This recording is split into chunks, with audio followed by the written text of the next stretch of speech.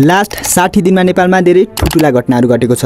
Gen Z युवा पुस्ताको पहलमा नेपालमा सत्ता पलट भयो। करिब 4 दिन चलेको आन्दोलनमा 72 जनाले ज्यान गुमाए। नेता तथा मन्त्रीहरूको भागमभाग भयो। सुपरमार्केटहरू लुटिए। नेताको घरमा आगो लगाइयो। कैदीहरू जेलबाट भागेर भगाइयो पनि। एक किसिमले भन्नुपर्दा नेपालमा असम्भव कुराहरू नै भयो, त्यो पनि यति छोटो समयावधिमा।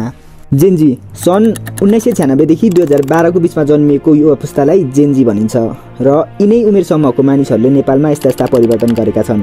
आखिर किन भयो त जेनजी प्रोटेस्ट? यो कुरामा धेरै साँचो तथा झुटो तथ्यहरू रहेको पाइन्छ। यसलाई कतिले सोशल मिडिया ब्यानको कारण भएको प्रोटेस्ट भन्छन्। एक प्रमुख कारण यो पनि हो, तर खास कारणहरू भने अरू नै छ, जस्तै भ्रष्टाचार, बेरोजगारी, कुशासन, नातावाद आदि इत्यादि। यो आन्दोलनको प्रमुख नारा यही थियो कि सरकार सोशल मिडिया ब्यान होइन, भ्रष्टाचार ब्यान गर। के तपाईँलाई लाग्छ कि यो जेनजी आन्दोलन यति पावरफुल हुनेवाला थियो जसले यति ठुलो परिवर्तन गर्यो?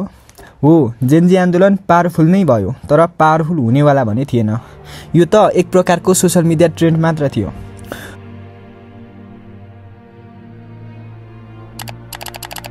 सरकारको विभिन्न कदमले युवा जमात एकदमै निराश थियो।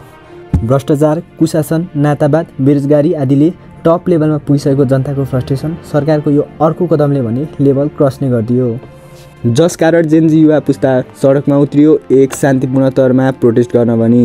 जेनजीहरू सिंहदरबार जलाउन भनी आएका थिएनन्, संसद भवन जलाउन भनी आएका थिएनन्, तर यो सबै गर्न भनी सरकारले नै बाध्य बनायो। यत्रो घटना त तब भयो जब सरकारले आन्दोलनलाई दबाउने प्रयास गरे,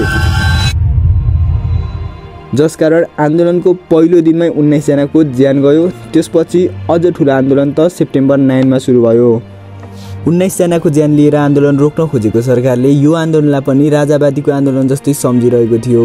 तर राजावादीको आन्दोलनमा जस्तै दुर्गा परसाई, नवराज सुवेदी, राजेन्द्र लिङ्गदेन जस्ता लिडरहरू यो आन्दोलनमा भने थिएनन्, जसमा सरकारले राजावादी आन्दोलनको लिडरहरूलाई साफ सुटर लगाएर हिँड्दा बगाएर नजरबन्दी गरेर वा त जेल हालेर आन्दोलन रोकेको थियो। तर यो आन्दोलनमा भने त्यस्तो हुनेवाला थिएन, किनकि यो आन्दोलनमा त कुनै लिडर नै थिएन। आन्दोलन गर्नेहरू पनि अन्य आन्दोलन कस्तो थिएनन्। उनीहरू मासुवाद, चन्दा, नातावाद, पेट्रोल वा त भाटभाटेको सामान हेरेर आएका थिएनन्। उनीहरू त भ्रष्टाचार र कुशासनको विरुद्धमा आएका कलिला युवाहरू थिए। र जब सरकारले त्यस्तो युवाहरूमाथि गोली चलायो तब भनेपछि जेनजी मात्र होइन, पुरा देश नै सरकारको विरुद्धमा उभिएको थियो।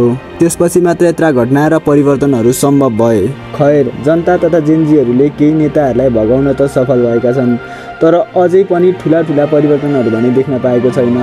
जेनजीहरूले आमा भन्दै ल्याएको महिला प्रधानमन्त्री सुशीला कार्कीले आफ्नो काम मात्र चुनाव गराउने हो भनी पन्चिन खोजेको जस्तो देखिन्छ। हो, अन्तरिम प्रधानमन्त्रीको काम मात्र चुनाव गराउने हो, तर जेनजी तथा जनताले चाहिएको प्रत्यक्षकारी मार्फत चुनाव गराउन भन्ने उनले सकेनन्। अब हामी नेपाली आशा गरौँ जे होला राम्रोको लागि होला।